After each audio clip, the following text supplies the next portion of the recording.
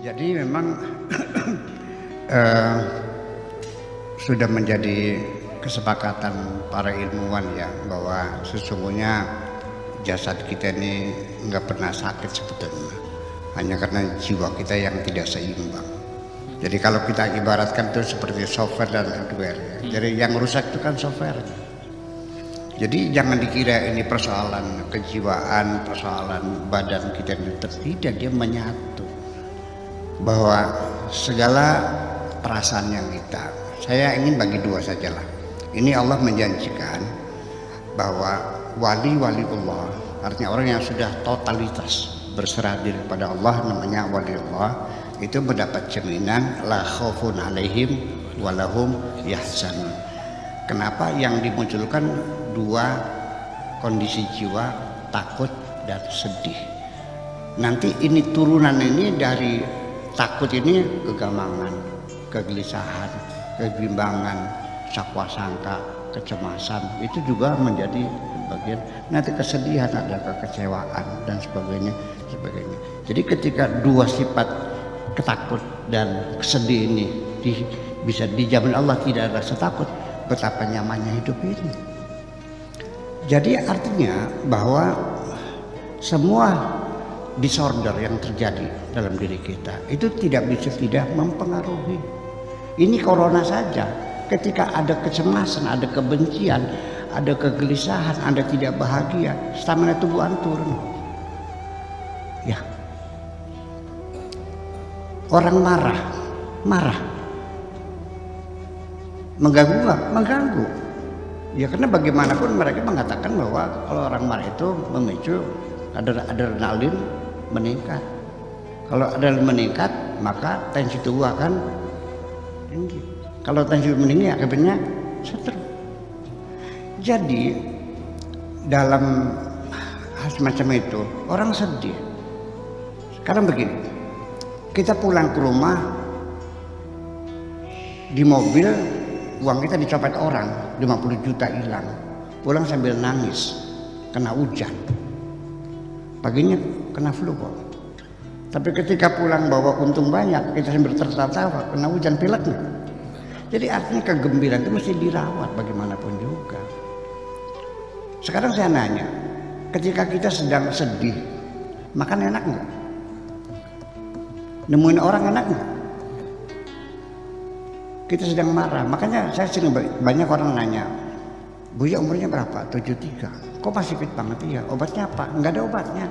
Hanya saya itu lama saya belajar berjuang untuk tidak lagi menyimpan dendam dan kebencian kepada siapapun. Karena bagi saya membenci, dendam itu menjadi beban psikologis. Semangat kerja kita juga menurun kok. Nah kuncinya kan kembali kepada cinta ini. Ketika di hati kita ada cinta, maka semua yang kita lihat menyenangkan kok. Pekerjaan yang kita cintai tidak akan pernah membosankan dan tidak akan pernah capek. Bayangkan Anda bekerja sesuatu yang Anda tidak suka, apa yang Anda rasakan? Tidak optimal kok. Yang penting asal goyang. Ya kan seperti itu sebenarnya.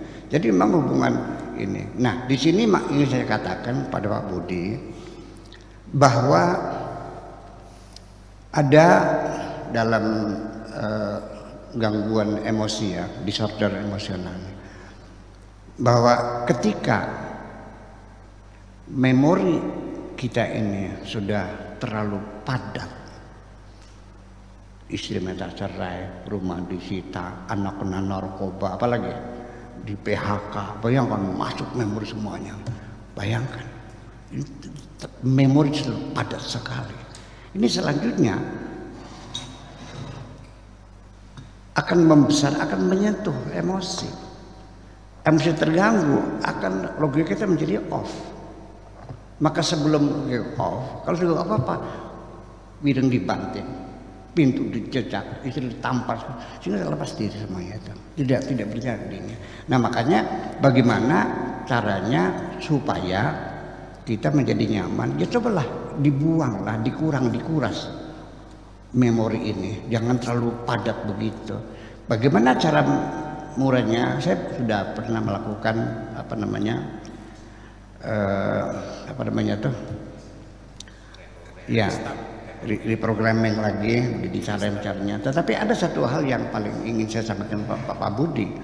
Ini begini kita gambar. Ketika kita suka menerima segala keputusan Allah yang namanya tawakal, kita melihat sawah kita gagal karena kelowor. Begitu kita menyesal kenapa masih terjadi atas diri sedemikian, dia pingsan. Begitu dia menolak ketentuan Tuhan, akan tersimpan dalam memori itu. Tetapi ketika Anda pasrah, oke, masih ada kesempatan. Ya, barangkali belum waktunya saya dapat rezeki, pulang lagi panggil traktor lagi, tanam lagi. Ya, begitu kita menerima, malah lepas dia tersimpan. Tapi ketika kita menolak, akan tersimpan. Nah ini mari nanti kita diskusikan supaya kita nyaman ya. Maka orang yang bertawakal pada Allah itu dijamin oleh Allah menjadi kekasih Allah. Innallaha yuhibbul mutawakkilin, kebahagiaan seperti itu. Jadi ini satu pola saja supaya memori kita jangan terlalu menyimpan penderitaan itu.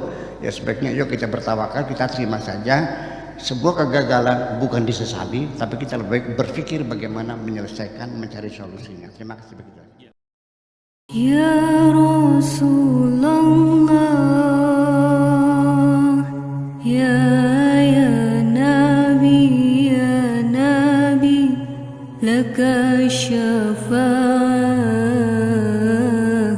wa hadha matlabi ya Nabi, ya Rasulullah, ya Nabi, laka syafa'ah, wa hadha matlabi ya Nabi, antal murtaja yaum az-ziham, ishfa' lana ya khairal anam, anta